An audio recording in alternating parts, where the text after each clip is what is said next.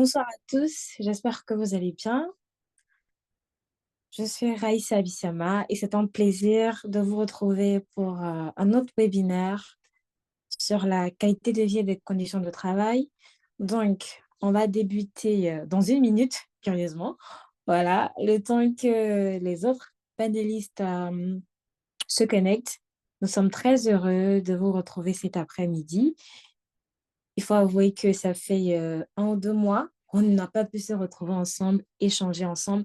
Donc, n'hésitez pas dans le chat à nous faire un coucou, à nous dire de quel pays vous nous suivez, de quel pays vous nous écoutez. Et n'hésitez pas aussi à repartager le lien du webinaire au sein de votre réseau pour que le max de personnes puissent être sensibilisées. Également, le temps que les autres panélistes puissent se connecter, n'hésitez pas à mettre dans le chat vos attentes tout au long de ce webinaire. Voilà, aujourd'hui, le webinaire, la thématique est claire, bien-être au travail et QVCT, qualité de vie et des conditions de travail. De quoi part-on réellement? Donc, en venant à ce webinaire, en vous inscrivant pour ce webinaire, en participant à ce webinaire, quelles sont vos attentes? Comme on dit généralement, lorsque tu vas quelque part, lorsque tu assistes à quelque chose, l'objectif est de rentrer, pas comme tu es venu, mais de rentrer, de transformer, d'avoir eu quelque chose de plus, d'avoir eu de la valeur. Et c'est tout ce que nous vous souhaitons tout au long de ce moment de partage. Alors, je vais profiter également pour dire bonjour et bienvenue. Donc, à vous qui êtes connectés, je dirai bonjour rapidement à Billy Awantou. J'espère que je prononce bien. Bonjour également à Sina. J'espère que c'est ça. Bonjour aux panélistes qui sont également là. Et voilà. Donc, on va encore, parce qu'on est en Afrique, ouais, on est en Afrique, on connaît les habitudes africaines. Donc, on va encore accorder 5 minutes maximum aux, aux participants, le temps que les gens nous rejoignent et nous allons directement démarrer.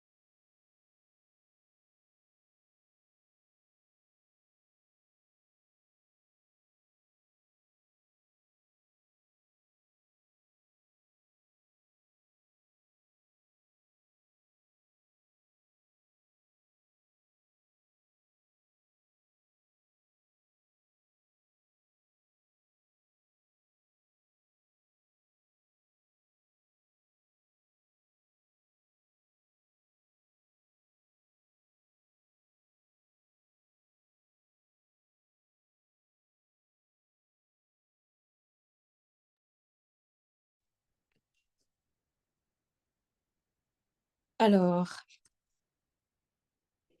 je crois que nous allons démarrer. Nathalie, Georges et Honoria, est-ce que vous êtes là? Oui, Oui, bonsoir. Bonsoir, Aïssa. Bonsoir. Alors, c'est un plaisir de vous avoir avec nous aujourd'hui. Oh, Nathalie, l'arrière-plan, il est joli, hein? Moi? Et Honoria aussi. Vous deux, Nathalie et Honoria, ouais, l'arrière-plan, c'est beau. Merci. D'accord. Donc, pour ceux qui ne vous connaissent pas également, parce que on ne peut pas démarrer cette session sans que ceux qui nous écoutent, ceux qui sont connectés avec nous puissent savoir qui vous êtes. Donc, aujourd'hui, pour le webinaire QVCT, bien-être au travail et QVCT, de quoi partons réellement? Aujourd'hui, nous avons le plaisir de retrouver trois spécialistes, hein, je vais dire. Donc, aujourd'hui, le Girl Power est en avant. Il y a trois dames et puis il y a un monsieur. Aussi, il faudrait souligner qu'aujourd'hui, monsieur Lolo qui est là ne sera pas là indépendamment de sa volonté. Par contre, il nous a gratifié de la présence d'Honoria qui est là. Donc, Honoria, bienvenue et merci d'être présente aujourd'hui. Pourrais-tu, s'il te plaît, te présenter pour notre audience et tous ceux qui sont connectés? Bien sûr, merci Raïssa. Bonsoir à tous. Bonsoir, chers panélistes. Je suis Honoria Daboulino Nkbevi. Je suis la responsable des ressources humaines de Concentrice Bénin, avec une dizaine d'expériences en pratique des ressources humaines au Bénin et au Togo, au sein d'entreprises internationales. Je suis spécialiste de toutes les questions liées à l'acquisition, à la fidélisation des talents, aux questions de bien-être et de RSE, que je déploie à travers la mise en place des stratégies permettant aux collaborateurs de s'épanouir dans leur environnement de travail, dans le but de favoriser la productivité et la performance des organismes. Je suis également depuis cette année certifiée Cultural Partner. Me voici brièvement présentée. Merci infiniment, Honoria, pardon. Donc, on va profiter, il y a Régine qui est là. Je crois que je vais même l'épingler directement, qui a pu nous rejoindre. Bonsoir, Régine, et bienvenue. Donc, nous sommes déjà à la phase de présentation des panélistes. Honoria a débuté, donc, parce qu'aujourd'hui, j'ai dit c'est le Girl Power, d'accord? Nathalie va poursuivre et Régine et enfin Georges pourra se présenter. Nathalie? Donc, OK, merci Raïssa. Donc, moi, je suis Nathalie Kamkichwandon. Je suis psychologue, psychologue du travail, psychologue clinicienne et psychothérapeute. Et donc, je travaille depuis à peu près 10 ans. J'ai commencé à travailler d'abord en clinique et aujourd'hui, je suis responsable d'un bureau d'aide psychologique universitaire où je fais beaucoup de psychologie du travail et où il est question d'accompagner les étudiants à atteindre leurs objectifs, notamment avoir leur diplôme, voilà, en les aidant à régler tout ce qui peut entraver leur chemin. Voilà. Et à côté, j'ai un cabinet où je travaille à temps partiel.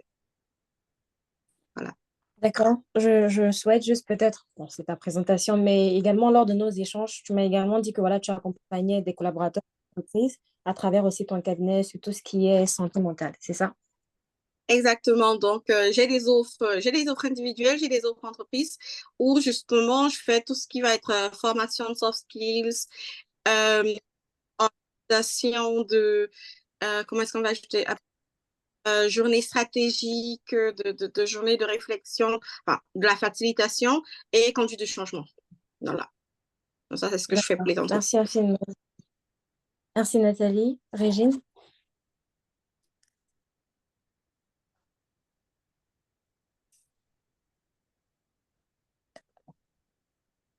bonjour à tous. J'espère que vous allez bien.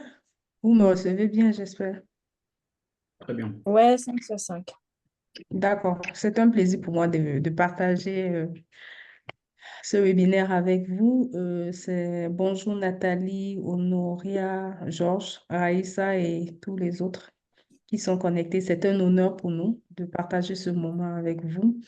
Je suis Régine Love Mokete, je suis Chief Happiness Officer, ce qu'on appelle encore des responsables expérience collaborateurs.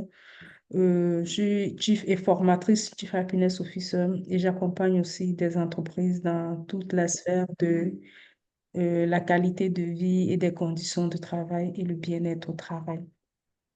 Donc, voici.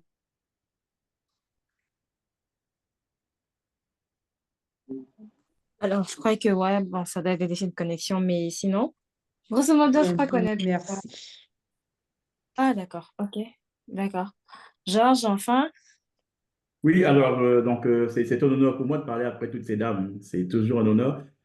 Et surtout de participer à ce webinaire organisé par Origine Pro Consulting que je suis depuis quelques temps.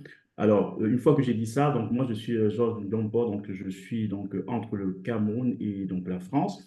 Je suis le cofondateur du cabinet Fractal Group International aujourd'hui, donc entre la France et le Cameroun, et bientôt entre la France et l'Afrique.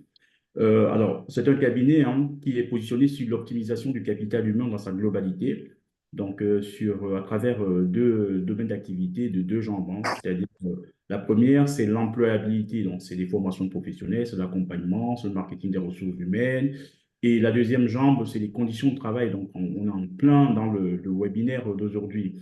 Nous avons été créés en Afrique, enfin, on a créé le cabinet en Afrique il y a 2 ans. Ce qui est parti dans le constat, c'est que il y a un besoin de main-d'œuvre en Afrique, et ça, on va le rappeler dans le webinaire, c'est que dans 75 ans, donc à l'horizon 2100, 40% de la main-d'œuvre sera africaine. Donc, il fallait se préparer au travers des formations professionnelles certifiantes pour répondre aux besoins du marché. Bon, je vais juste m'arrêter là pour l'instant. d'accord. Merci infiniment, Georges.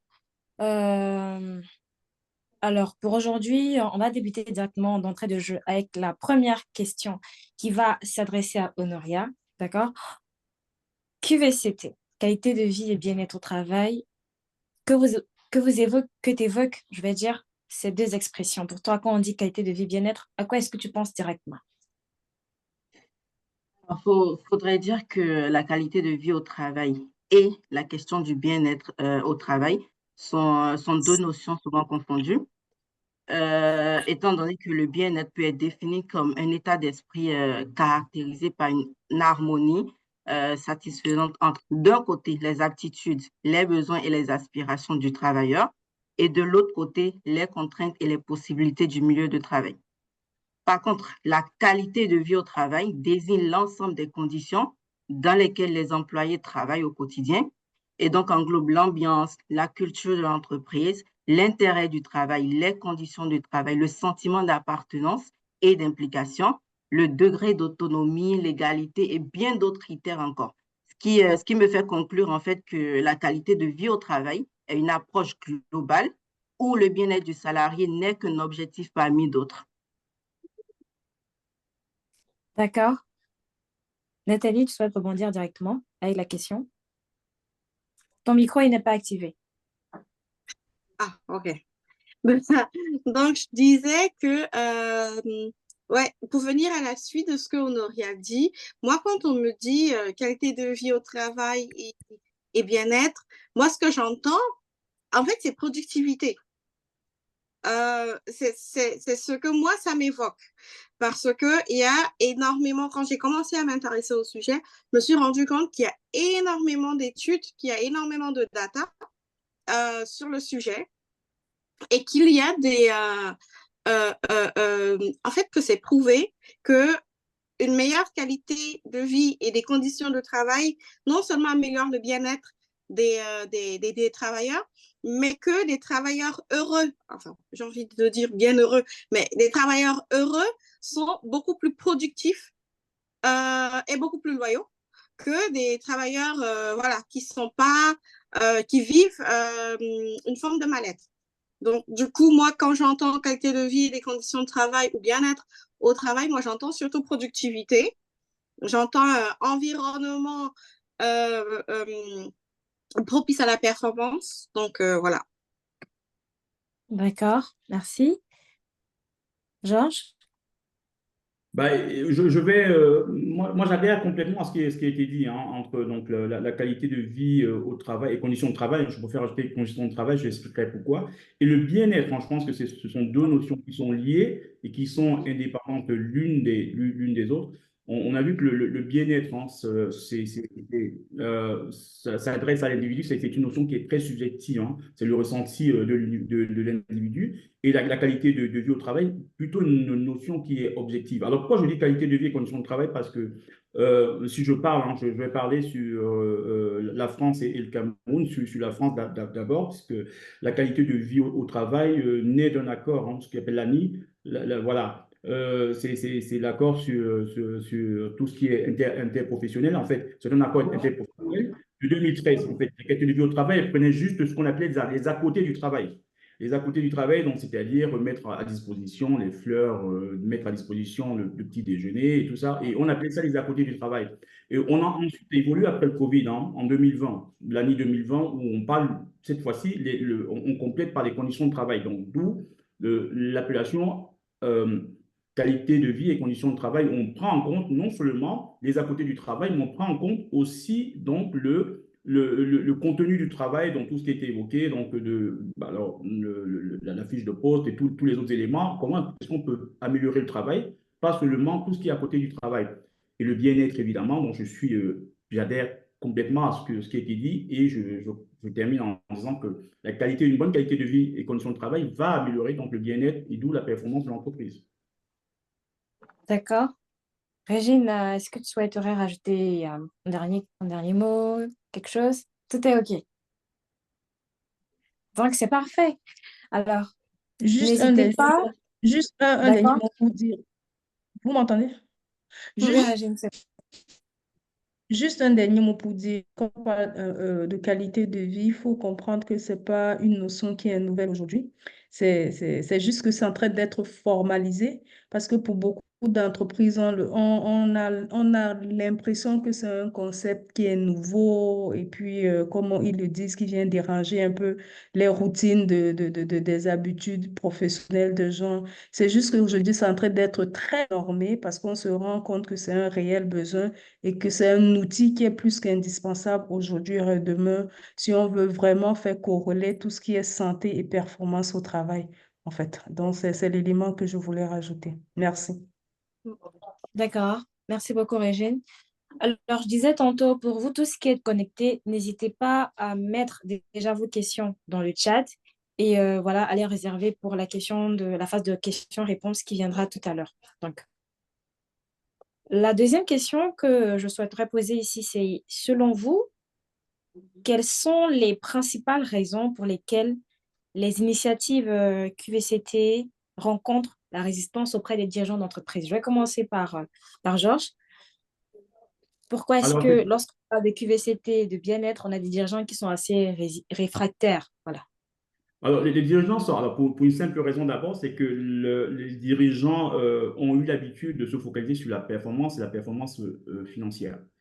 Et que là, quand on aborde la question de la qualité de vie et conditions de travail et le bien-être au travail, on va mettre d'autres dimensions qui ont été développées déjà par ce qu'on appelait, il y a une proposition sur la balance scorecard, pour ceux qui connaissent, c'est-à-dire il y a 4 niveaux de performance donc, qui vont intégrer aussi les performances sociales, même les performances environnementales.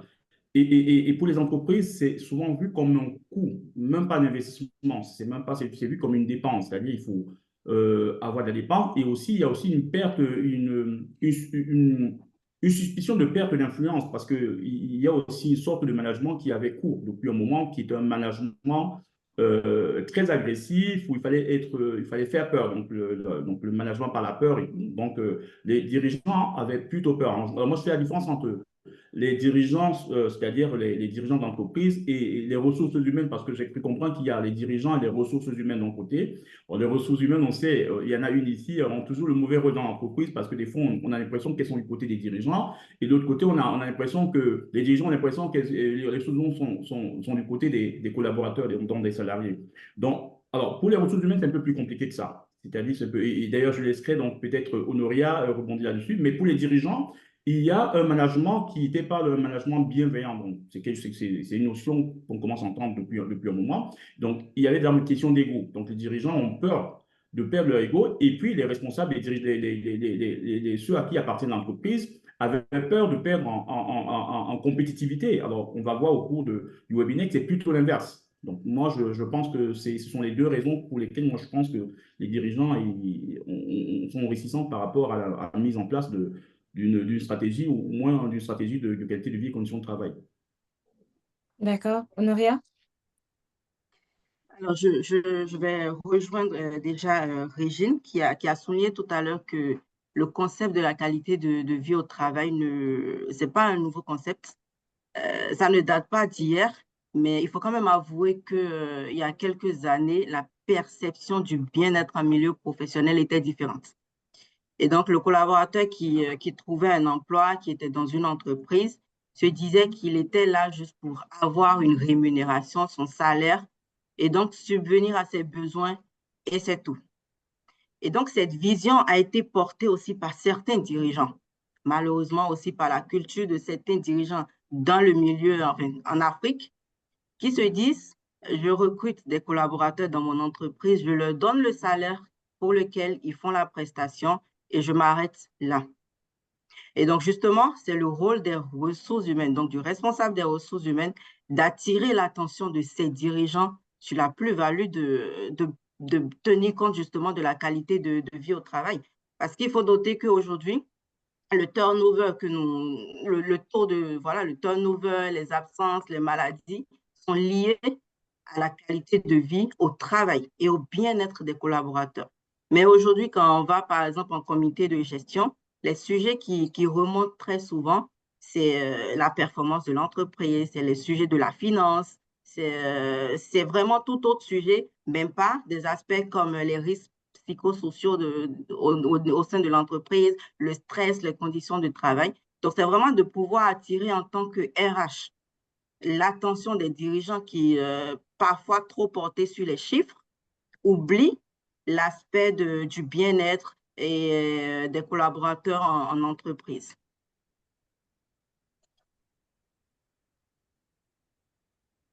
Magnifique, hein? Merci infiniment, Honoria. Je vais prendre la quatrième question avant qu'on ne passe à la phase de questions-réponses. Et si, Sally, tu veux dire quelque chose? Ouais, je voulais dire quelque chose sur cette question qui me brûle les lèvres. Pour dire que, franchement, moi, j'aime les chiffres. J'adore les chiffres. J'aime les chiffres parce que j'estime qu'ils ne mentent pas. Et donc, il y a Régine qui a dit, le sujet, il n'est pas neuf. Moi, je me souviens quand j'ai commencé à fouiller, à chercher des études, parce que j'adore les études, à chercher des études sur la question, j'en ai trouvé qui avaient mon âge. Bon, je ne vais pas vous dire mon âge, mais j'en ai trouvé qui avaient mon âge. Donc, c'est vous dire que c'est vraiment, vraiment pas un sujet d'aujourd'hui. Et comme je dis que j'aime les chiffres, il y a des choses qu'Honoria a dit elle a parlé de turnover, elle a parlé des absences et tout ça.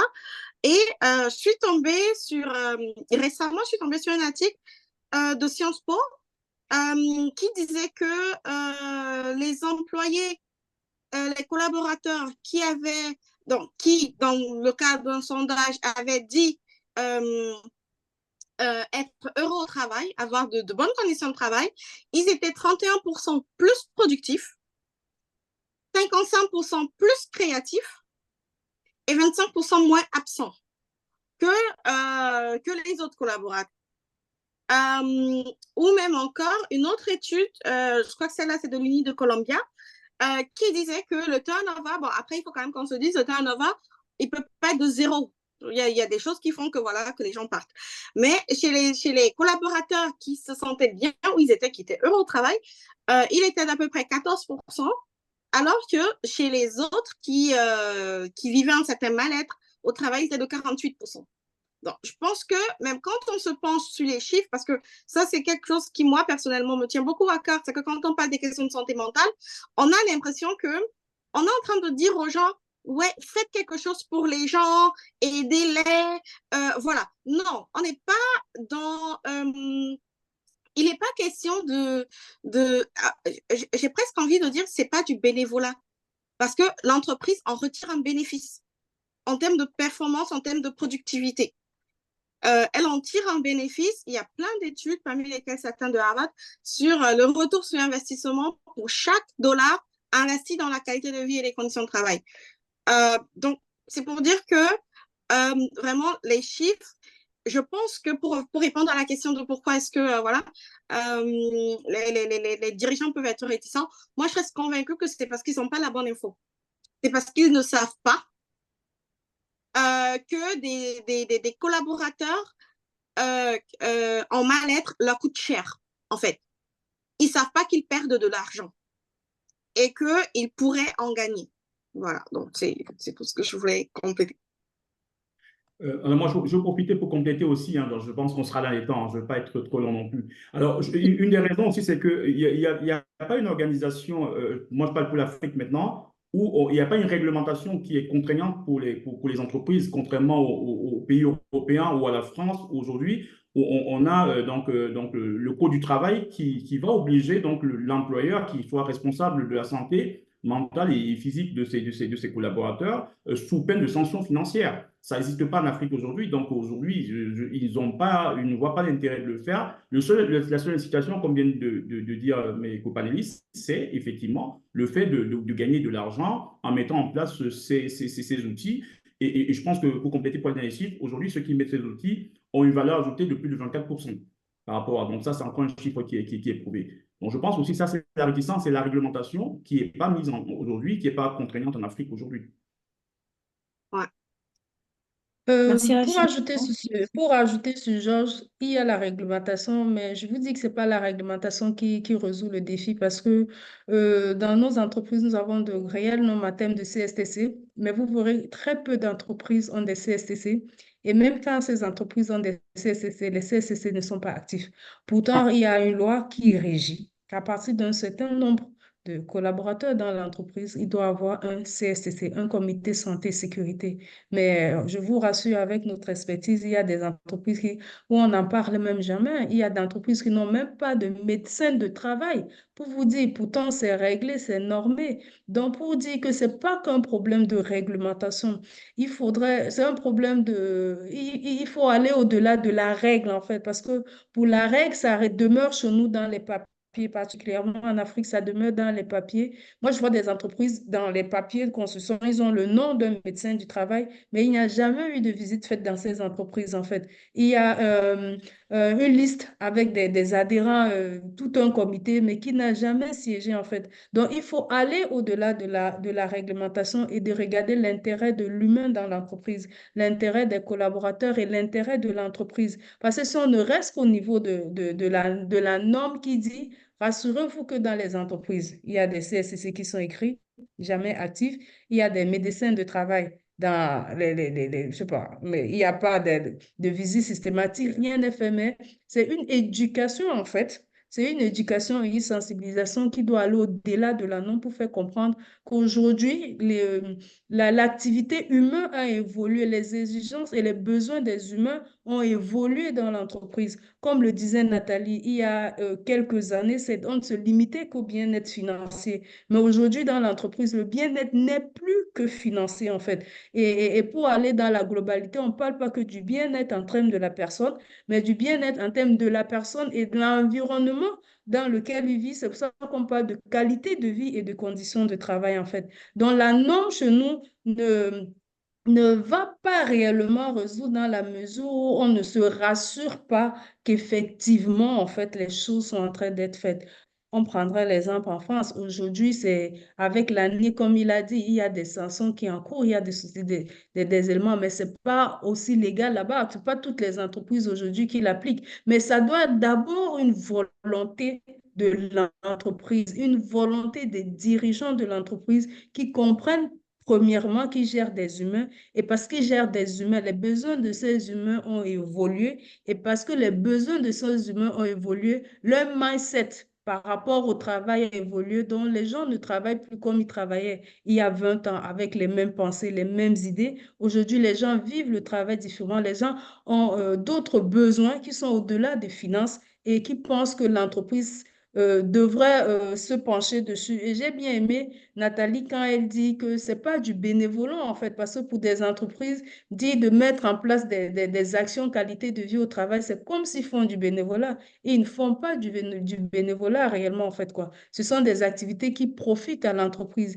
Et effectivement, parce qu'ils ne calculent pas. Parce que nous avons eu à faire des consultances dans des entreprises aujourd'hui qui mettent en place des actions qualité de vie au travail. J'ai dit, après 3 mois, c'est vérifié. Un mois même, il commence à constater le changement au niveau de la façon de travailler. Ça dépend des actions qu'ils valident, qu'ils mettent en place. Mais un mois après, ils voient comment des choses ont évolué et tout ce que ça peut apporter. Donc, au finish, quand on parle de qualité de vie au travail, c'est une qualité qui est vraiment circonscrite au travail et qui peut être après générale, qu'on peut transporter à la maison. Parce que la même personne qu'on éduque au travail, c'est cette même personne qui repart dans la société et qui repart dans son environnement familial. Donc voilà, merci. Merci Régine. Donc, Nathalie, je crois que tu vas garder la main. Voilà, on va prendre la dernière question pour le moment. Donc, quelle stratégie proposerais-tu et quelle posture? Alors ici, on aura deux axes. On aura pour les RH et les dirigeants. Donc, je vais te proposer de prendre la posture pour les RH. Donc, quelle stratégie et posture les RH doivent adopter pour réussir en fait le pari d'avoir une entreprise où le bien-être et la qualité de vie sont mis au centre en fait de tout ce qui est politique en fait. Posture compliquée. Posture compliquée. Il y a Georges qui en a un peu parlé tout à l'heure où il disait les RH, si on veut, c'est un peu le bouc émissaire. C'est un peu le bouc émissaire, mais dans tous les sens. C'est-à-dire que pour les collaborateurs, voilà, c'est la personne qui fait que les dirigeants ne veulent pas ou c'est la personne qui ne porte pas assez le sujet. Et pour les dirigeants, c'est la personne qui porte trop le sujet. Voilà. Donc, posture un peu compliquée. Mais qu'à cela ne tienne. Je pense que aujourd'hui, on est dans un monde qui se complexifie. Quand je dis qu'il se complexifie, il y a peut-être 20 ans ou 30 ans, ce qui se faisait aux États-Unis restait aux États-Unis. Ce qui se faisait au Cameroun restait au Cameroun. Ce qui se faisait en France restait en France. Aujourd'hui, ce n'est plus le cas. On est dans un monde ultra globalisé. On a une vraie pénurie de talents. Il y a des gens qui se font débaucher qui se font débaucher au Cameroun pour le Canada, voilà, par exemple. Quand je dis qu'on a une pénurie de talent, la pénurie, elle est mondiale. Tout le monde est en pénurie de talent actuellement, peu importe où. Et pour ne rien arranger, on a une génération Z qui est en train d'arriver là sur le marché et qui est extrêmement disruptive. Qui est disruptive dans le sens où c'est plus vraiment une génération qui va dire, elle va se contenter de, OK, je paye mon loyer, je mange, et puis c'est bon, voilà.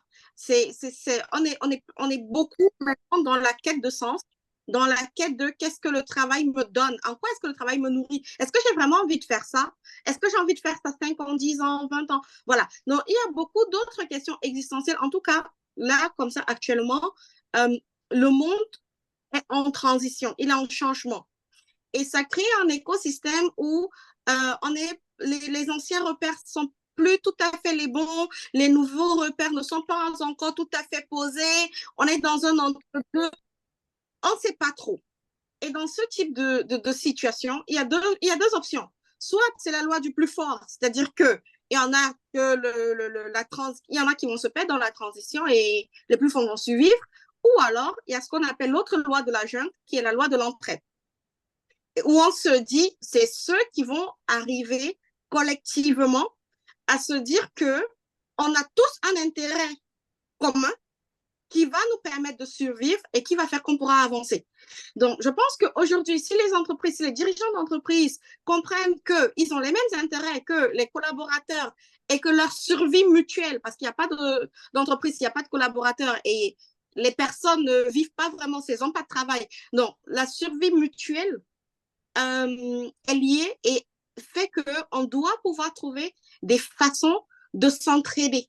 des façons de dire, OK, comment on fait pour créer un écosystème qui nous permet à nous tous de survivre et de bien survivre, en fait. Donc, à la question de la posture des RH, moi, je pense que c'est ce trait d'union-là. Posture très compliquée, mais vraiment ce trait d'union qui peut-être va permettre de mettre tout le monde à la même table et éventuellement tout le monde d'accord. De dire, bon, écoutez, moi, je sais que si on continue comme ça, on aura bientôt plus de talent. Il y aura bientôt plus d'entreprises parce que personne ne pourra faire le job. Et en même temps, de dire aux autres, écoutez, si ça continue comme ça, il y aura plus personne pour vous embaucher, en fait. Parce que nous, on va tous fermer et tout le monde sera au chômage. Alors, à un moment ou à un autre, il faudrait qu'on puisse mutuellement s'entraider. Voilà. Donc, pour moi, vraiment, c'est la question de la collaboration, de l'entraide, de l'intelligence collective. D'accord. Honoria? Alors, il faut dire que la vision des salariés aujourd'hui sur le monde du travail a changé et qu'ils sont vraiment plus attentifs à la qualité de vie offerte par les entreprises et aux conditions de travail.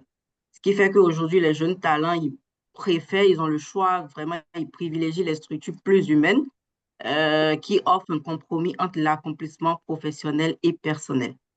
Ce qui fait que le bien-être aujourd'hui au travail devient un terrain de compétitivité entre les entreprises.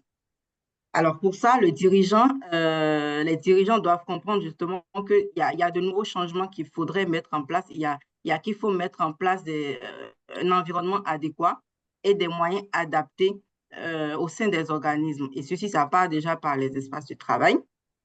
Euh, Ça part par voilà, la gestion de l'hygiène, l'ambiance, des équipements techniques et de la flexibilité dans le travail. Mais avant de pouvoir mettre en place tout cela, il faut que les RH, moi je ne différencie vraiment pas une action des RH à part et celle des dirigeants à part. C'est vraiment un travail à faire entre les dirigeants et les ressources humaines. Et pour ça, il faut que ces deux acteurs puissent se dire qu'il faille impliquer tout le monde dans l'entreprise. Ça doit se faire par un développement global de l'entreprise parce que le sujet n'est pas porté par une partie et laissé par l'autre. Et ça doit impliquer justement les dimensions de l'entreprise parce qu'après, une entreprise n'est pas que pour faire du social ou que du business. Donc, on doit se dire qu'il y a la satisfaction du client, il y a la satisfaction également des clients internes que sont les salariés.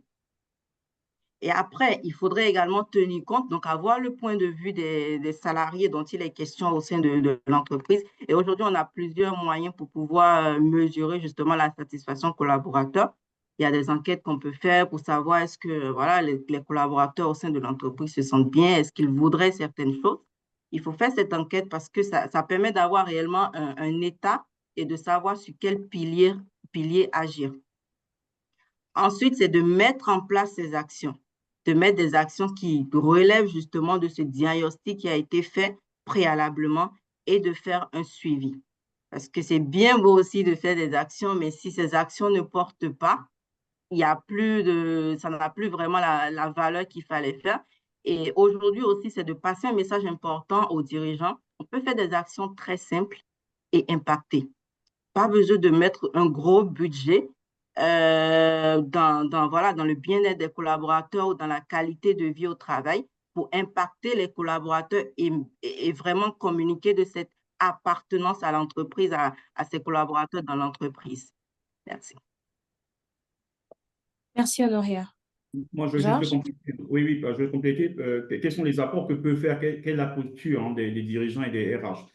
Si on prend les deux, c'est qu'aujourd'hui, on parle de performance de l'entreprise, mais on a dit que la performance, elle n'est pas que financière. Donc aujourd'hui, si on regarde donc, la balance scorecard, on peut intégrer donc, les processus. Hein. On peut intégrer, on l'a dit, les clients. On peut, dans des processus d'organisation, hein, donc c'est tout ce qui est organisation, donc les facteurs humains organisationnels de l'entreprise. Donc, que peut faire une RH, par exemple, c'est même au niveau de recrutement, c'est qu'aujourd'hui, on parle de plus en plus des soft skills parce que dans la qualité de vie et conditions de travail, le bien-être au travail, on parle effectivement des rapports avec les autres parce que le stress, des fois, il est causé par aussi cet aspect qu'on ne prend pas en compte, qui sont des soft skills aujourd'hui. Donc, le recrutement doit être quelque chose qui doit être optimisé en relation avec la culture d'entreprise parce qu'il faut que ces deux choses-là puissent matcher. Je parle ici sous le contrôle de RH, c'est-à-dire que quand vous recrutez des personnes aujourd'hui, on se base beaucoup plus sur des hard skills. Aujourd'hui, c'est en train de changer. On est en train avoir une politique qui va vraiment sur les expériences comportementales, donc ces fameux soft skills. Et je pense que là, les RH ont beaucoup à travailler là-dessus. Nous, on le voit sur le terrain et qui va faire qu'une fois qu'on a mis en place un bon recrutement, les processus qui vont permettre une organisation de travail pas trop rigide avec des procédures, hein, parce que les procédures sont aussi de nature à créer beaucoup d'anxiété. Donc, il faut une certaine liberté. On le voit dans les conditions de travail, de bien-être. Il faut aussi une certaine prise d'initiative. On ne peut pas recruter des gens en leur disant, effectivement, il faut appuyer sur le point A, B, C. Et à un moment, les gens ont aussi besoin de sens. C'est-à-dire, je travaille. Est-ce que je suis en phase avec la culture d'entreprise? Donc, c'est des éléments sur lesquels il faut travailler aujourd'hui pour que ça ait du sens et qu'on ait de vrais résultats. Donc, voilà, je voulais juste rajouter cela. Merci, Georges. Alors, je rappelle aux participants que vous pouvez poser des questions dans le chat. Donc là, on est en train de se rendre déjà à la phase de questions-réponses. Et pendant que vous posez des questions, Régine, est-ce que tu souhaiterais, de façon globale, dire quelque chose? Effectivement, ce que je voudrais rajouter,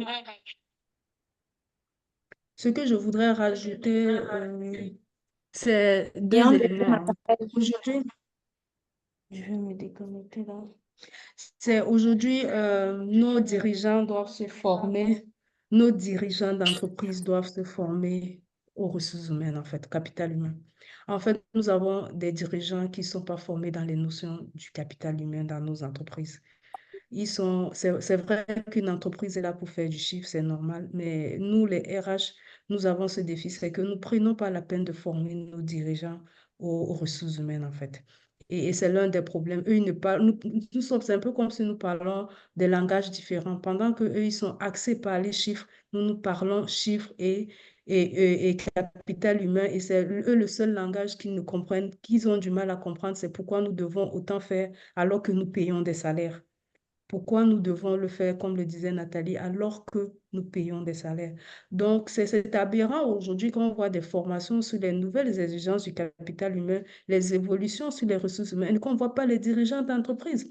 Imaginez un responsable ressources humaines qu'on envoie dans une formation sur les nouvelles exigences des RH et qu'il arrive et qu'il ramène et qu'il rapporte ces nouvelles exigences à un directeur qui ne comprend même pas pourquoi il doit le faire, pourquoi il fait cette formation.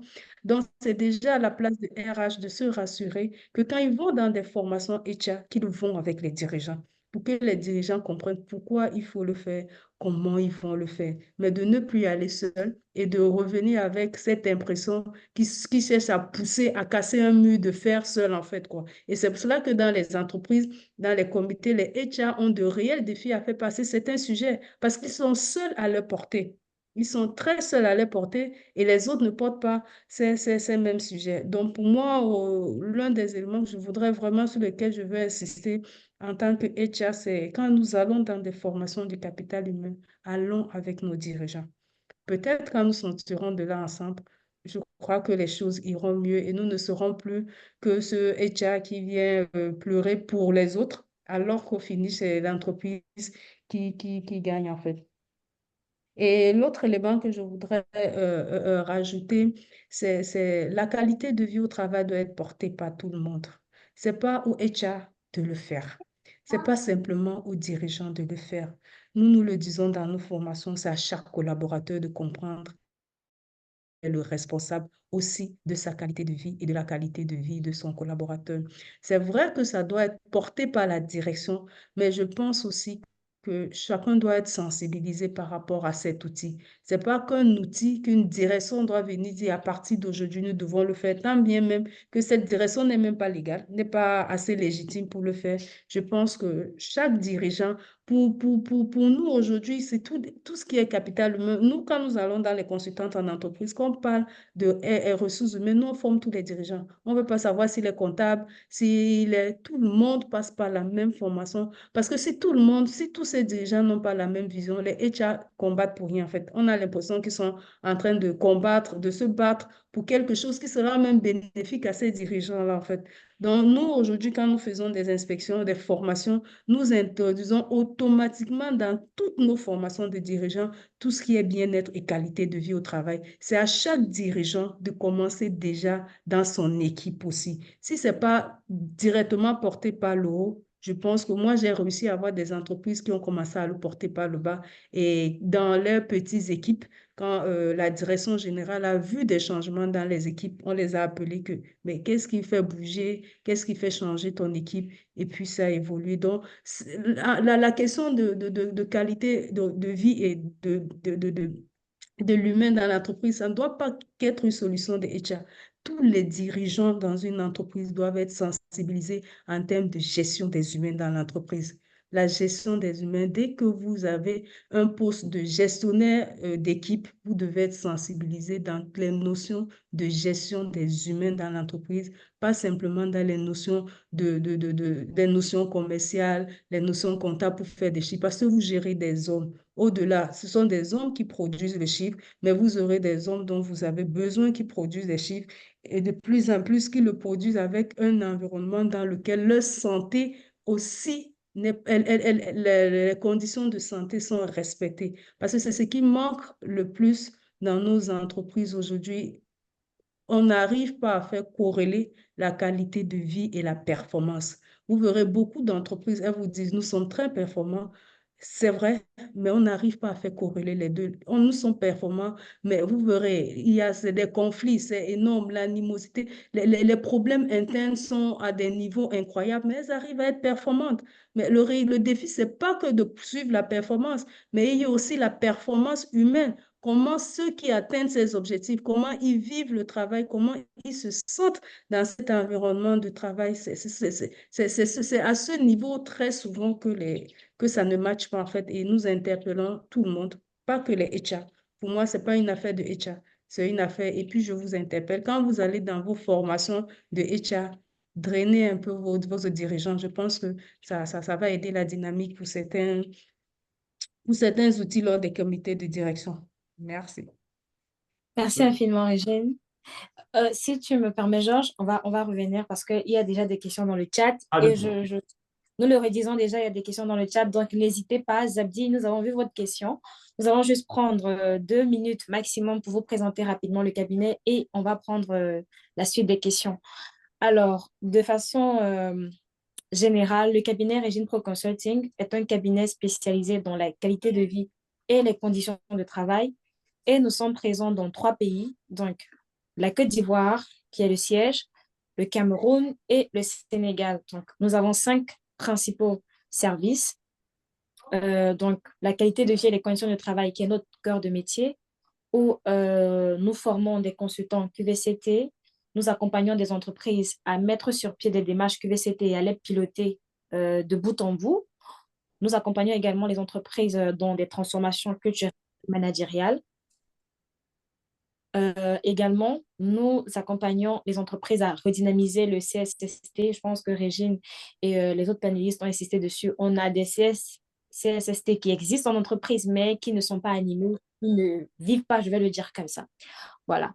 La deuxième gamme de produits que nous avons, c'est les formations et coaching dirigeants, où nous allons avoir le manager soft skills, le manager team leader et des animations pour le comité directeur.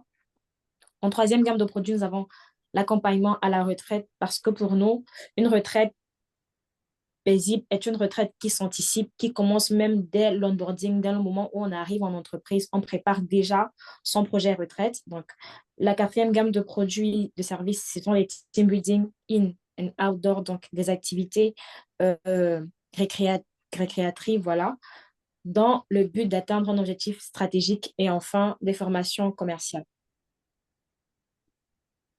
Alors, nous avons, depuis le début de l'année, développé un outil qui est le planeur QVCT. Donc, je n'ai pas la possibilité de vous le présenter, mais on a largement communiqué dessus tout au long de l'année. Donc, le planeur QVCT est un outil qui permet aux dirigeants, aux responsables de service, de direction, de pouvoir sur toute l'année mettre sur pied des activités QVCT. Donc là, vous avez un exemple. De janvier à février, tout au long de l'année. Donc, on propose des exemples d'activités à piloter et vous pouvez également les personnaliser. Donc, il est disponible partout, parce que Régine Pro, voilà, on est disponible partout. Comme Nathalie l'a dit, on est aujourd'hui dans un monde hyper connecté. Donc, que vous soyez au Bénin, au Togo, au Cameroun, en Côte d'Ivoire, au Sénégal, vraiment partout, le planeur vous trouve sur place. Donc, merci beaucoup. Et voilà, on va prendre directement les questions. Je crois qu'il y a Zabdi, si je ne me trompe pas, qui a laissé une question dans le chat que je vais prendre et vous l'annoncer. Donc, Zabdi, bonjour à tous. Bonjour Zabdi. Merci aux différents panélistes pour le caractère succinct de vos présentations. Je voudrais savoir s'il y a un cadre législatif qui encadre le concept de QVCT ou s'il y a des perspectives dans ce sens. Donc, je reprends sa question. Est-ce qu'il y a un cadre législatif qui encadre le concept de QVCT ou s'il y a des perspectives dans ce sens? Donc, je pense on a Nathalie et Georges qui sont en Europe et on a Honoria qui est en Afrique, voilà. Donc, la parole est à qui veut la prendre. Alors, s'il faut parler de l'Europe, il y a un cadre qui est plutôt incitatif, hein, un cadre législatif qui est incitatif. Je parlais des ANI, parce que les ANI sont des accords nationaux et interprofessionnels qui sont en fait publiés par la loi, hein. Donc, il y a des décrets, effectivement, qui.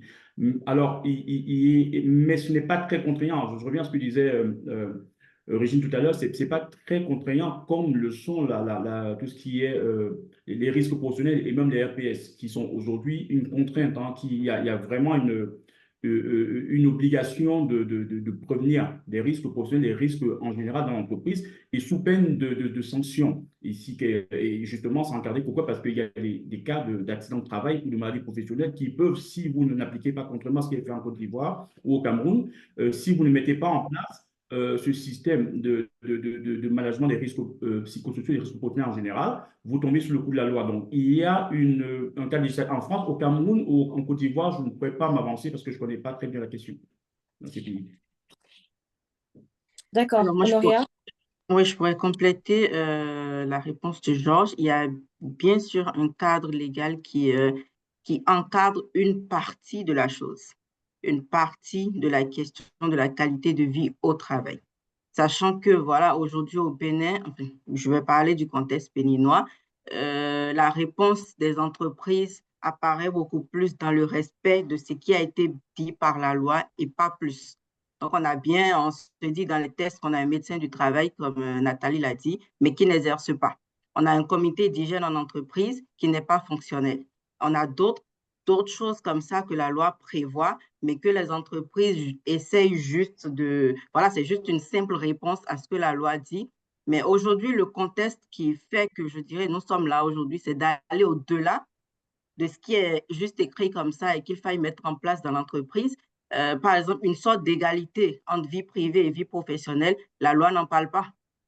Mais c'est aux entreprises de pouvoir mettre en place des actions pour aller dans ce sens et promouvoir justement leurs collaborateurs, promouvoir la vie et le bien-être au sein de leurs entreprises. Donc oui et non, dans le sens où oui, la loi prévoit et non, la loi n'encadre pas tout. D'accord. Merci infiniment. Donc, moi également, j'ai une question. Donc, ça va s'adresser à Honoria aussi. Tu vas garder la parole. Tout à l'heure, tu as dit que voilà, les stratégies ou les postures qui peuvent amener les dirigeants voilà, à switcher en fait sur tout ce qui est QVCT bien-être. Il y a des petites actions qui peuvent être faites, des pseudo-actions et à fort impact. Aussi, en ta qualité de responsable RH et travaillant pour un call center multinational, je pense que tu as déjà mis en place. Donc, est-ce que tu peux nous donner une ou deux idées d'activités ou d'actions à fort impact, mais de petites actions avec ce dos budget qui peuvent être mises en place par les RH en fait? D'accord. Alors, ce que moi je fais, par exemple, dans l'entreprise dans laquelle je suis, c'est qu'au début enfin, en fin d'année, donc à décembre, je choisis des ambassadeurs au niveau de l'entreprise qui portent des idées. Nous avons un comité où nous définissons chaque mois des activités pour la cohésion des équipes, pour favoriser en fait voilà, la cohésion au niveau des équipes. Donc, c'est des actions bien-être. Une action très simple que j'organise d'ailleurs aujourd'hui, c'est une journée à thème où nous avons tous un thème et en fin de journée, on fait des passages des différents thèmes. On se réjouit, on fait un petit cocktail ça n'a coûté presque rien. Je ne préfère pas donner en CFA ce que ça a coûté à l'entreprise, puisque chacun est venu avec son thème.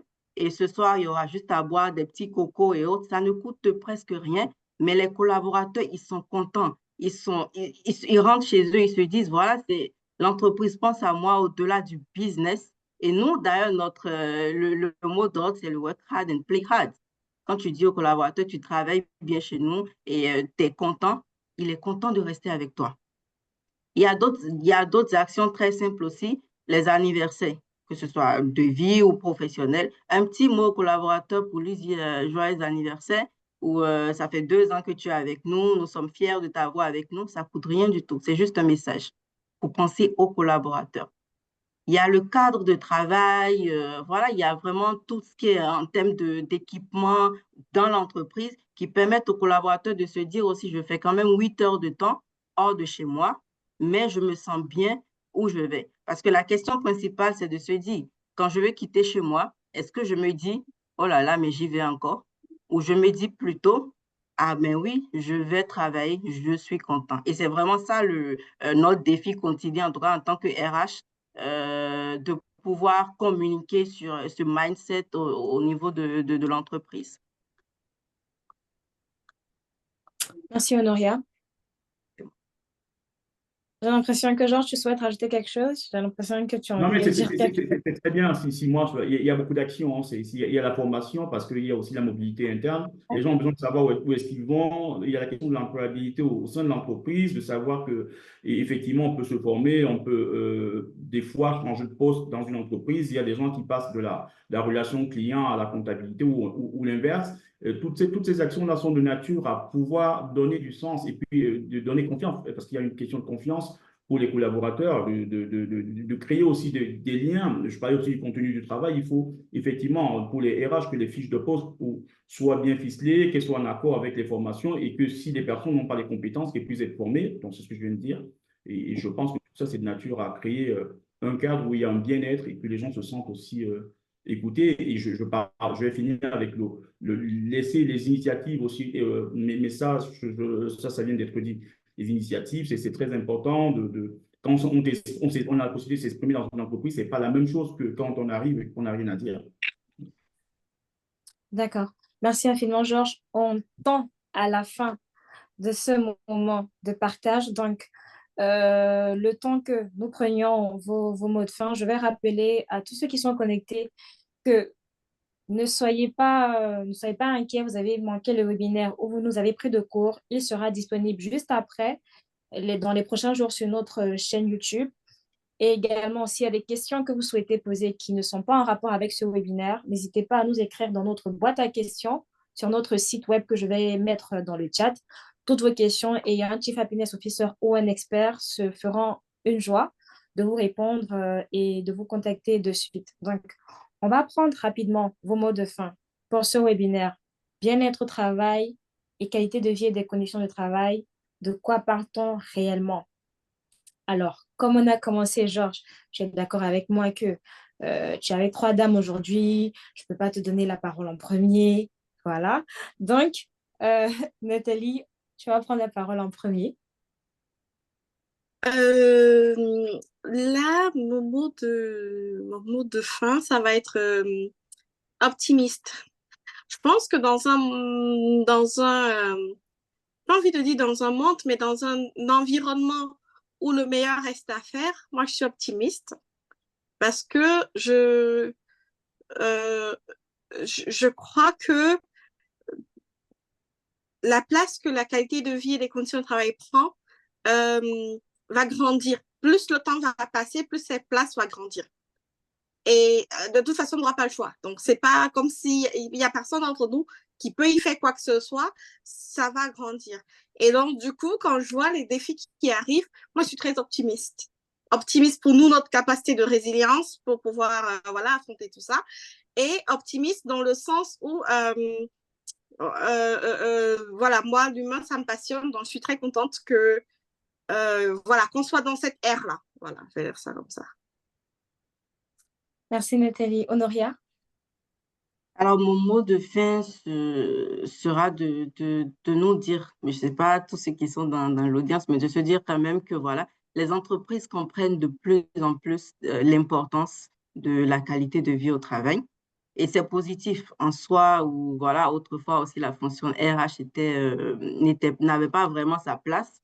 Mais aujourd'hui, il y a cet échange entre les dirigeants, les RH, qui font que les messages arrivent mieux à passer et il y a beaucoup plus d'implications, de mise en place d'actions au sein des entreprises et qui permettent également justement la performance de ces entreprises au-delà de la qualité de production qui d'ailleurs est liée à l'humain.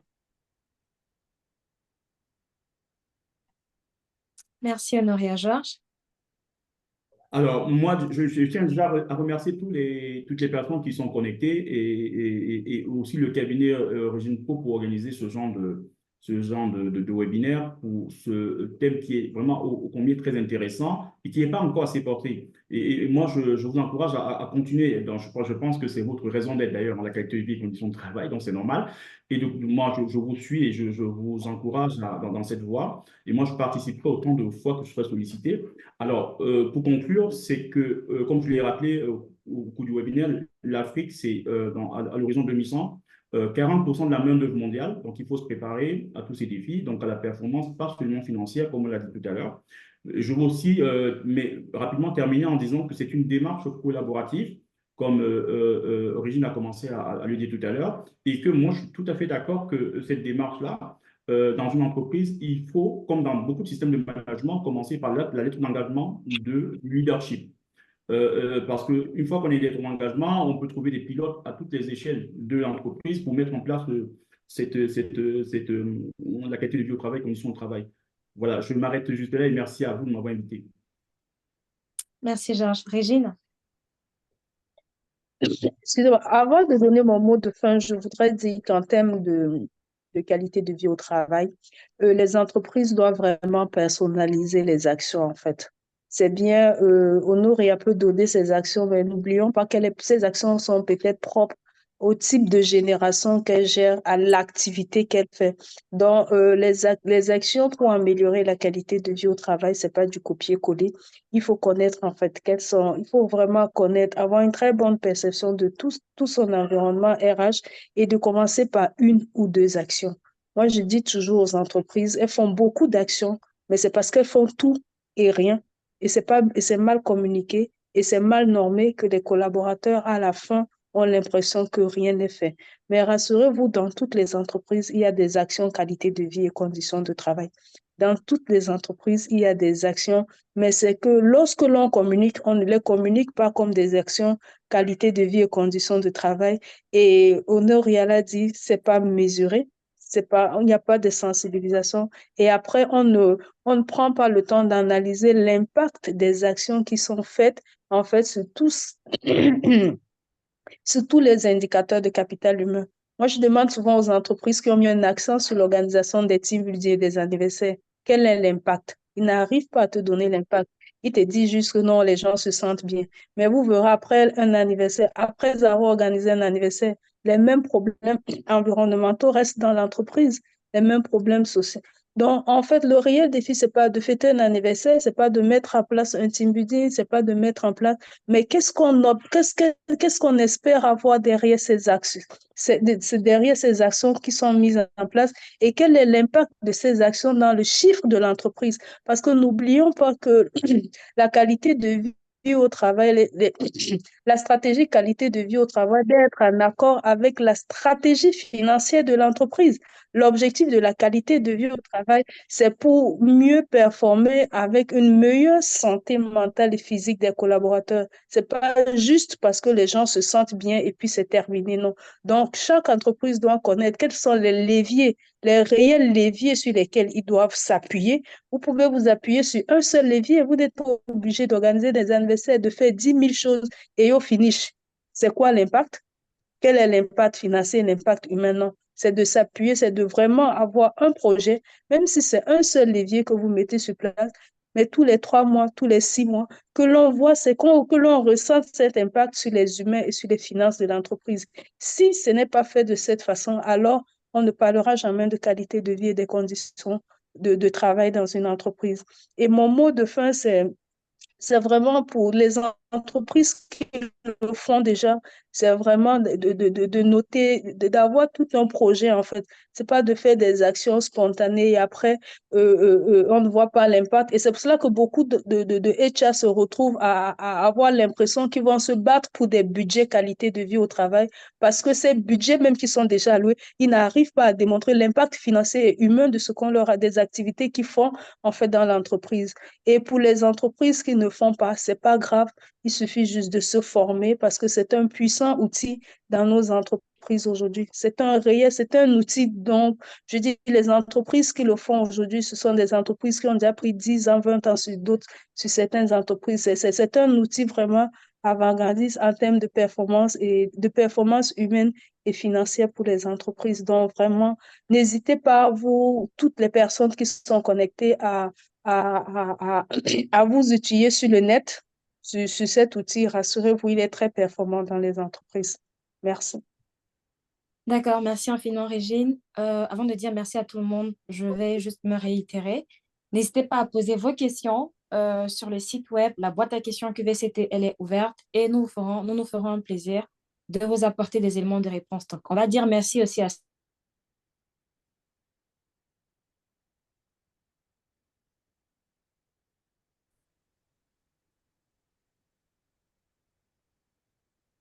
Problème de son? Je pense que c'est un souci de connexion. Mm.